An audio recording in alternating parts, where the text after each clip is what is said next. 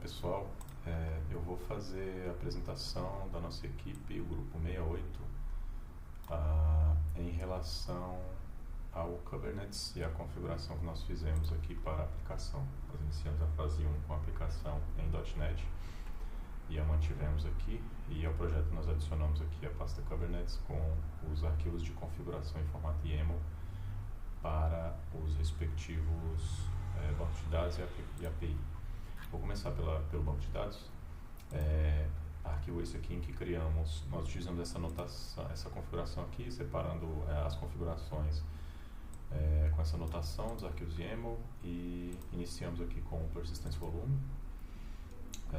e com algumas configurações de storage requisitadas ao cluster, etc., e modos de acesso, etc.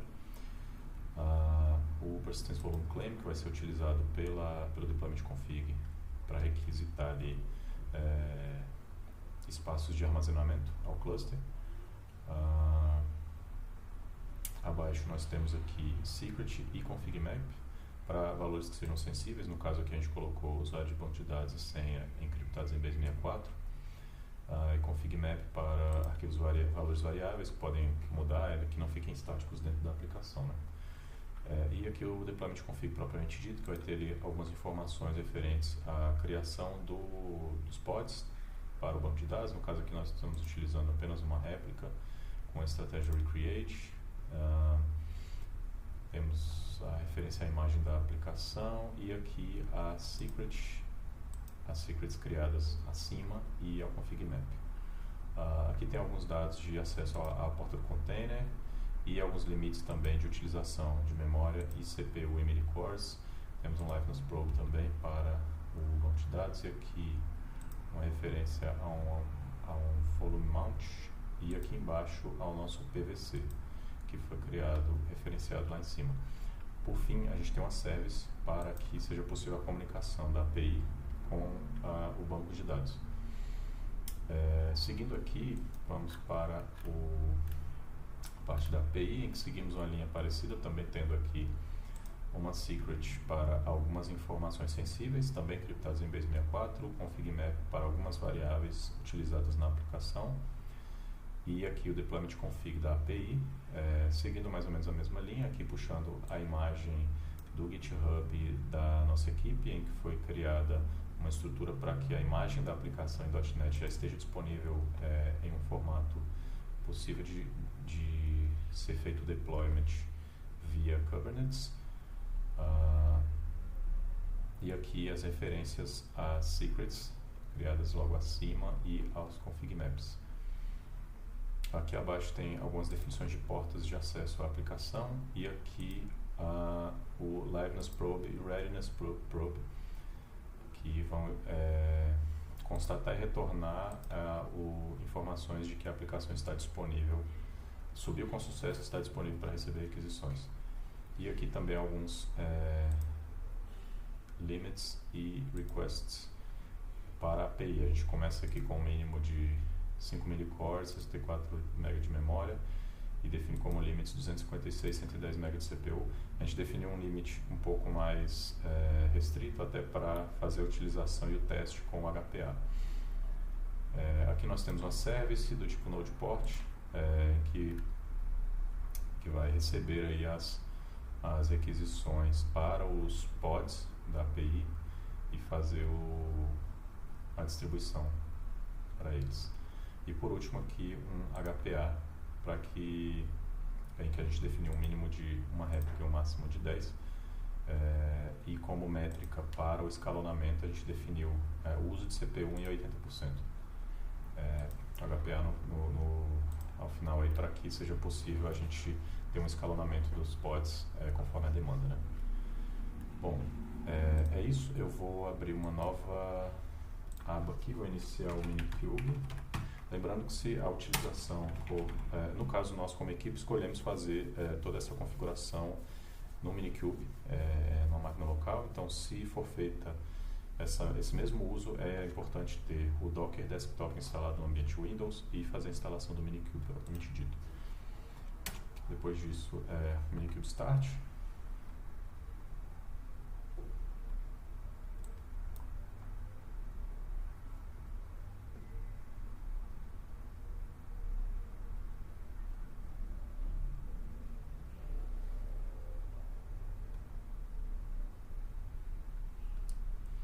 caso do uso do HPA, é importante verificar se esse add-on foi inicializado, Metric Server. Isso daqui que vai servir de base para que o Kubernetes saiba quando está sendo utilizado o CPU e quando que ele deve fazer esse escalonamento de pods para aplicação. Feito isso, eu vou executar o arquivo de configuração da API. No caso do banco de dados eu já subi porque o pod do SQL Server ele demora um pouco para subir, então para não consumir muito tempo do vídeo eu já deixei ele pronto. Se a gente checar aqui, ele já está disponível e executando. No caso seria agora fazer um kubectl -f do nosso network API.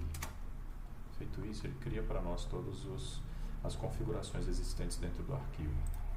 E nós podemos também checar a subida do nosso pod com getpods-w, em que ele vai atualizando o status da criação desse pod para a gente.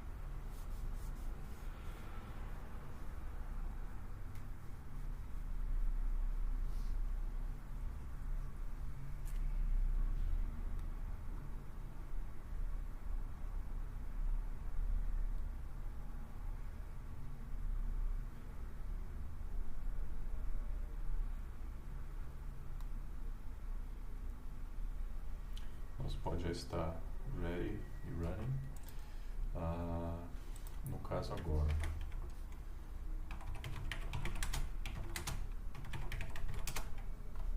eu vou expor o nosso serviço para que seja possível o acesso a ele.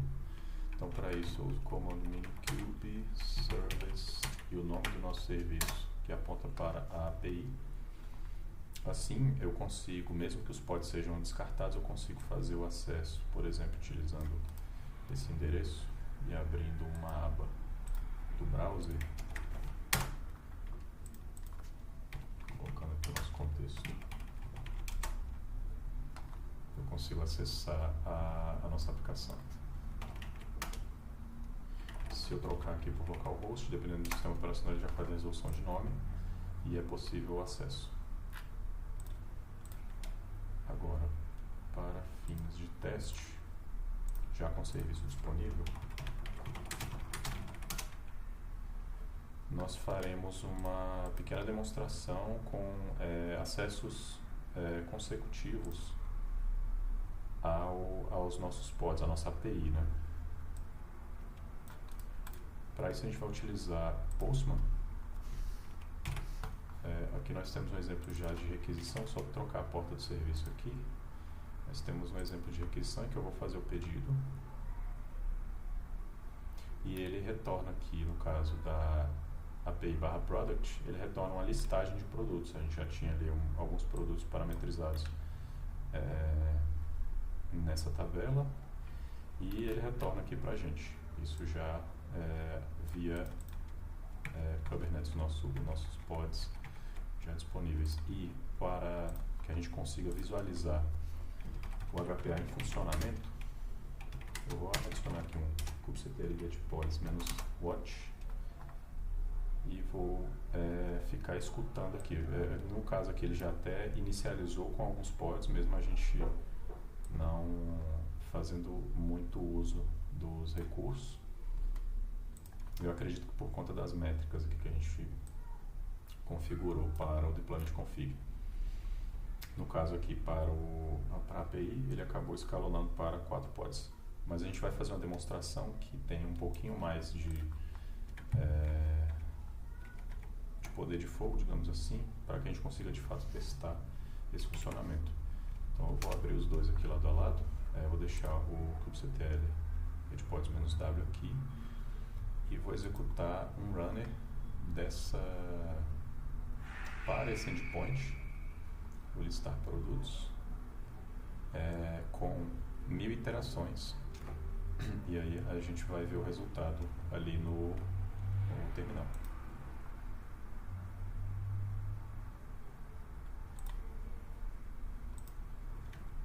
salvei aqui, a gente põe só um minutinho. Deixa eu ver se vai pegar corretamente agora.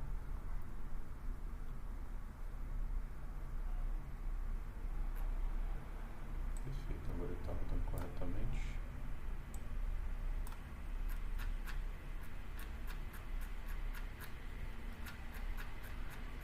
Nós temos aí as interações ocorrendo.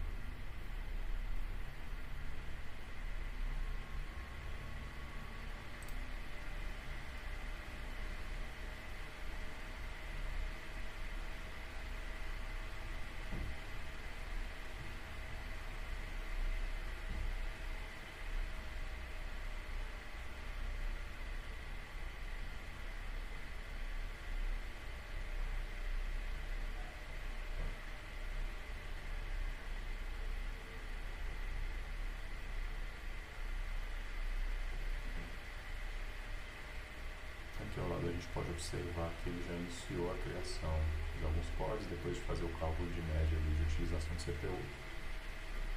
Isso já durante esse volume de requisições que a gente está obtendo.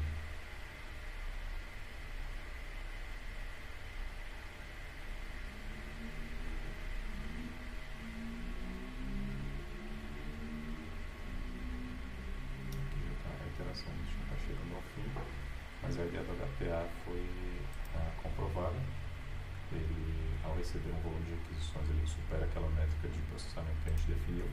Ele consegue fazer o escalonamento desses pods. A gente pode, inclusive, pegar mais algumas informações aqui com o kubectl get HPA, em que ele vai nos dizer aqui a métrica que nós definimos e o quanto que foi utilizado.